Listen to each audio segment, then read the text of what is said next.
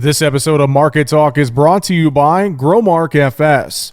Keeping up on the latest in ag is a challenge, to say the least, but there are experts nearby ready to help. You'll find them at your local FS. You can trust them to bring you customized agronomic grain and energy solutions born of the latest thinking. That's because FS specialists receive continuous training that keeps them current on the latest trends, practices, and technologies. So you'll get local expertise that's both exceptional and up to date. Visit fssystem.com to learn how FS is bringing you what's next. And joining us now to take a look at the trade action here as we look at midweek and look at a grain market that was a bit up and down on Wednesday's trade. We welcome in our good friend Mike Zuzolo with Global Commodity Analytics joining us. Mike, good to catch up with you again, sir. Hope you're doing well today. Yeah, Jesse, thanks for asking. Hope you're doing well as well. Well, I appreciate it. I'm doing good. Let's jump right in. Interesting moves in the grains and oilseeds on Wednesday, Mike. It looked like it was going to be another day of funds coming into the market. We saw some good strength in Wednesday's overnight into the morning, and then we pulled back off the highs. We ended up relatively mixed, it felt like, on the session. I know the trade this week, really watching the Midwest crop tour, the Pro Farmer Tour for yields. What are your thoughts and what you've seen from that so far? And obviously today and tomorrow, big days with Iowa, Illinois, and then into Minnesota kind of on tap here for the tour. So the trade may be pausing a bit, waiting for some of those numbers, it feels like. Yeah, I mean, I think that's how I'd quantify it, Jesse, is that early commodity-wide sell-off we saw after the new highs were posted on the opening range, the first 30 minutes of trade. It kind of gave me the sense, because it was all the way across the spectrum, and even crude oil found this as well once the energy data came out around 10:30 Central Time. But I don't think the bull got fed in this commodity market today. And part of it was the Pro Farmer Tour. I think you're right. It was finding some better crops.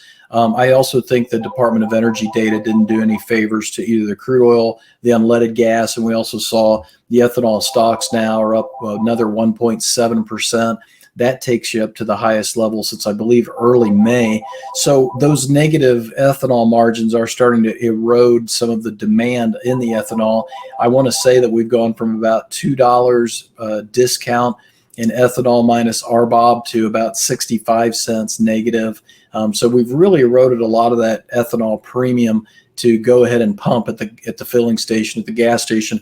Last thing I'll say is I think the wetter weather combined with the Pro Farmer Tour is showing us that, yes, the corn, it's too late for in most cases until you get up above I-80. But the beans, it's a wide open shot. And, it really kind of, I guess, dismantles or takes away the frustration or the debate of why USDA raised the yields in their crop report. They may not be right, but you can't say they're wrong yet either, especially with this model change in both the European and GFS models coming around saying, look, you're going to get a lot more tropical moisture than you've been used to all year long.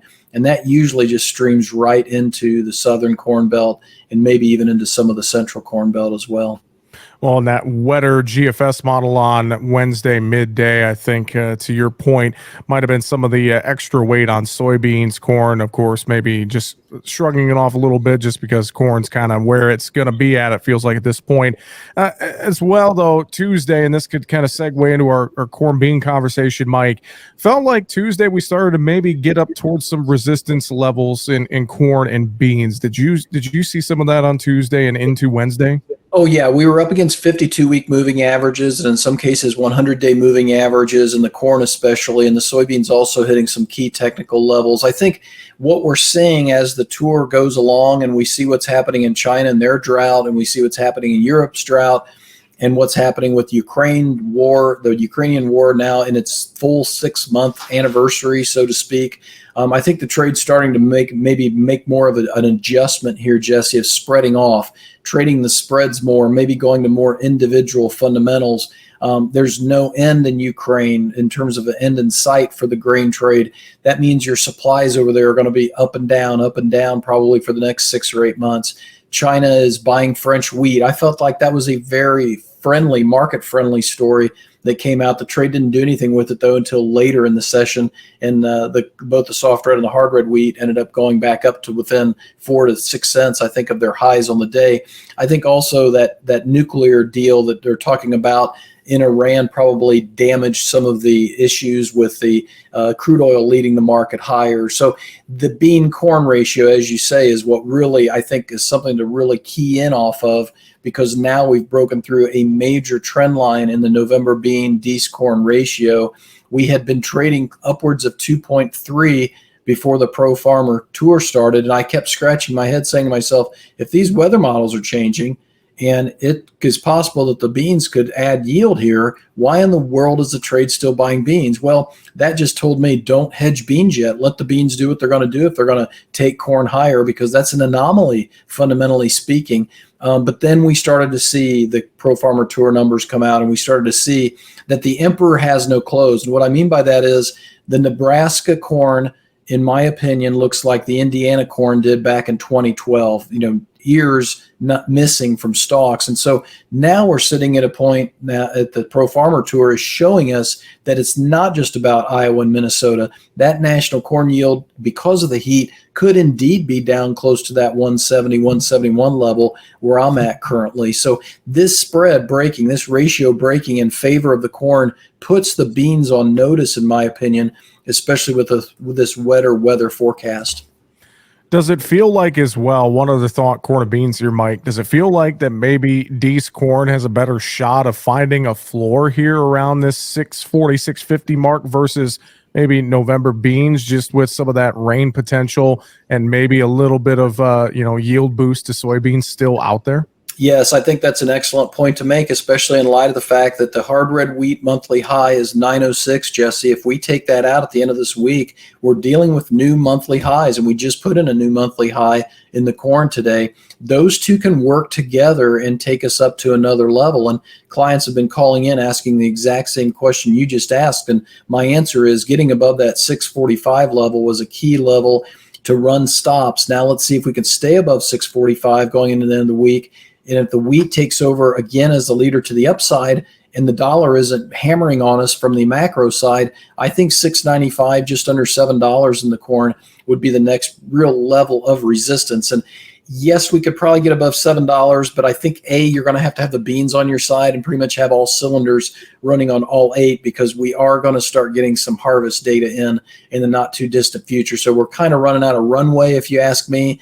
And especially if the beans are trying to go down and the corn's trying to go up, you're probably going to lose and have some slippage there. So I would settle for a little bit under 7 and then look to come back in and maybe buy some March options as a re-ownership tool for what you sell off the combine or what you book off the combine at that 680, 690 level.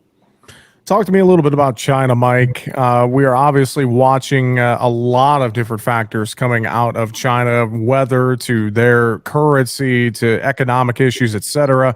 Walk us through this chart. I pulled it up on our video feed here today. What are you seeing here and what's going on with China right now? This chart is like a diamond in that it's multifaceted, Jesse, because what it really, I'm pointing this out, and I thank you for putting this out today with me. The idea is that there's a lot of exasperated, if not angry, producers, corn producers out there, rightfully so, because their fields have been burning up all year long, but they haven't been in Iowa or Minnesota.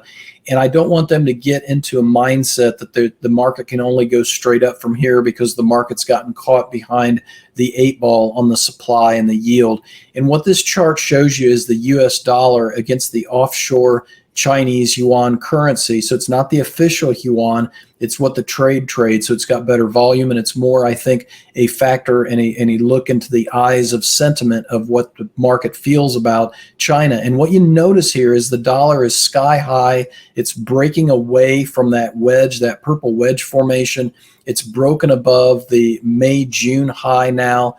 And now we're looking at a situation of being at the highest level in the US dollar against this offshore Chinese currency, going all the way back to August of last year, July, August of last year. And there's really, if you look further into this, there's one resistance level, and that's the red dotted line above the market at about 7.0. And really above that, you don't have any resistance until that 2020 high way up there at the very top left of the chart. what I'm getting at here, Jesse, is the dollar is screaming higher against the Chinese currency. There's really only one reason that is, and that's because the Chinese economy is getting worse and worse and worse. And I just saw news today that Hong Kong may go back into more of a severe COVID-related lockdown. We've got this Chinese drought that, yes, it's good for the grain markets in one way, but it's also shutting down power and major companies all across the heart, the real manufacturing belt and what makes China run economically. It's closing them down. I've heard over 16,000 companies shut down now in China, and more could occur if they don't get rains this next week. So my point being is, don't think this market can go just straight up, because that dollar against the Chinese currency is a major feature, because it really tells you how sick potentially China could be economically. That means their buying power could be reduced dramatically. Well, as well, Mike, talk to me a little bit about our dollar situation as well, because we've been seeing the US dollar, after it kind of fell back a little bit, has started to move back higher again here in recent days and, well, the last week or so, which typically we see that higher dollar, that's resistance for grain commodities, livestock commodities, etc. That really hasn't been the case to start the week. I'm just curious your thoughts there. And also another great chart on the video feed I want you to walk us through. Yeah, this is the dollar against the Deutsche Bank Agriculture Commodity Index. And what you noticed before until 2020, until we realized about inflation and the Fed allowing inflation into this market, we had a scenario where if the dollar was staying strong, the Deutsche Bank Agriculture Commodity kind of leaked like a bucket with a hole in it.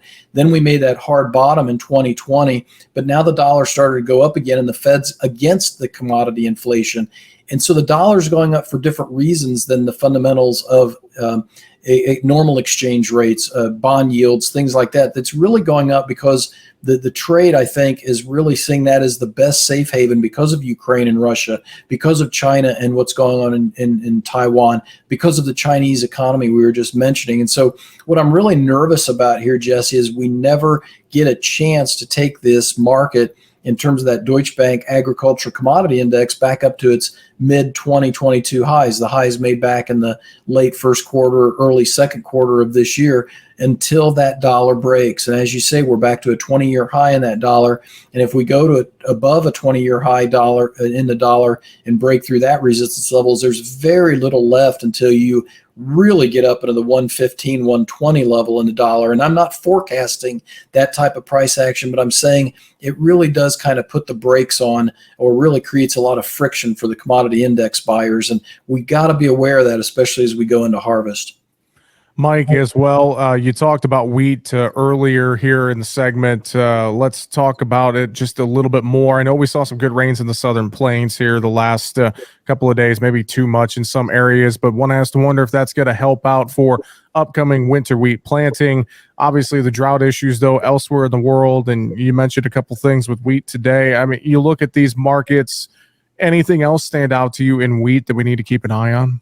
I do think it's trying to buy some acres right now, Jesse, and I think we want to reward the market with those acres, even though I still feel like that Ukraine is not going to be as big a player as the trade thinks they are. But this is the time to make the market go higher, and if we do see that dollar back off, I think this is where you really want to watch that July 23 contract in your winter wheat markets, both the soft red and the hard red, because this could be one of the best times to get 25 or 50% of your 23 crop locked in. We can't forget the idea that the soybeans could really be the winner in 2023 because of the fertilizer and the input prices, and maybe even the spring wheat too, because they're a reduced input cost commodity as well to plant. So I'd be keeping that in the very forefront of my mind with what's going on in natural gas prices in Europe, which it's just astounding. I can't imagine what's going to happen to them this winter if the spigot doesn't come back on for them. Yeah, that's a great point as well. Those natural gas prices, I know we're watching everything in Europe. We're watching it here closely at home too, just thinking, okay, they're having these issues in Europe. What's that spillover effect going to be here in the U.S.? Is there going to be one? We're getting close to fall harvest, and we could see a lot of drying of some of that late planted corn, et cetera. So I know that a lot of farmers are nervous about what they're hearing overseas right now. Yeah, I think so too. And I think the other thing goes back to your wheat question is I've heard a lot of quality issues in Europe, in Ukraine and Russia.